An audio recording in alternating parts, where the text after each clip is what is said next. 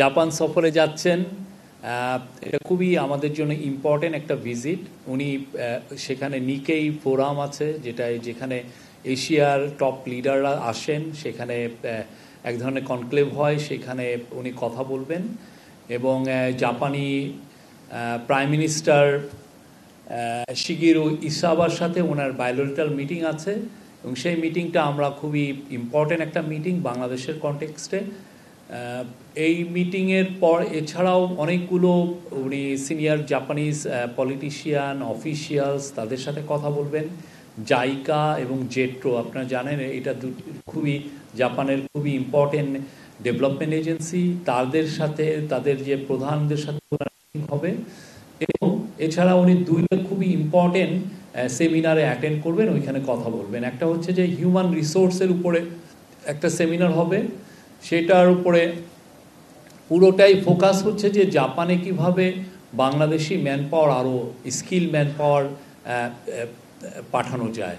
এবং সেই অনুযায়ী আমাদের যেটা কালকে আপনারা দেখেছেন যে চিফ অ্যাডভাইজার নাগরিক সেবার যে মিটিংটা ছিল, সেই মিটিংয়ে বলেছেন যে 1 লক্ষ আমাদের টার্গেট হচ্ছে 1 লক্ষ বাংলাদেশিকে জাপানে পাঠানো।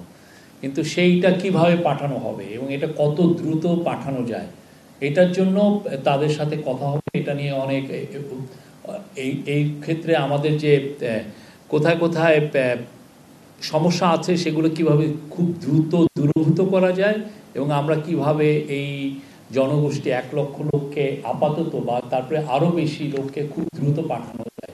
তো একটা বড় জায়গা আইডেন্টিফাই করা হয়েছে যে ল্যাঙ্গুয়েজ ট্রেনিং। যে দেখা যাচ্ছে যে আমাদের এখান থেকে যারা যাচ্ছেন জাপানে, তারা ল্যাঙ্গুয়েজটা ট্রেনিং সেটা ইনঅ্যাডিকুয়েট, এবং ফলে তারা খুব স্কিল ওয়ার্কার হিসেবে কাজ পাচ্ছেন না। তো সেই জন্য এইখানে কিভাবে খুব দ্রুত এটাকে জাপানকে বলা হচ্ছে N4। আমরা যে যারা ল্যাঙ্গুয়েজ ট্রেনিং নিচ্ছেন তারা হচ্ছে N5। আমরা যাতে N4 এই ল্যাঙ্গুয়েজ ট্রেনিংটা আমরা দিয়ে জাপানে বাংলাদেশের বিপুল জনগোষ্ঠীকে পাঠাতে পারি, সেটার উপরে চিফ অ্যাডভাইজারের পুরো এই যে হিউম্যান রিসোর্সেস সেমিনার বা এটা নিয়ে সংক্রান্ত অনেকগুলো মিটিং হবে, কথা হবে।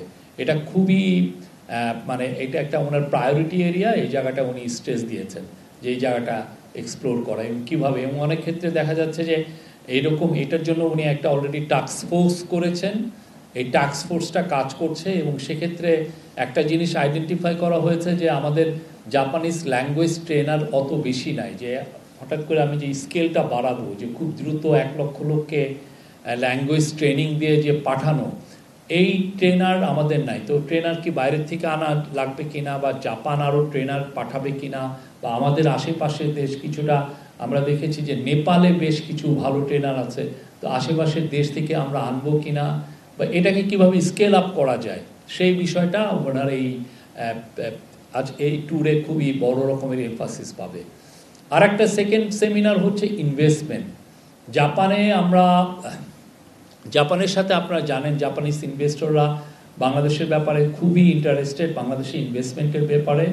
সেই অনুযায়ী 2500-এ একটা এক্সক্লুসিভলি জাপানের জন্য একটা ইকোনমিক জোন করা হয়েছে।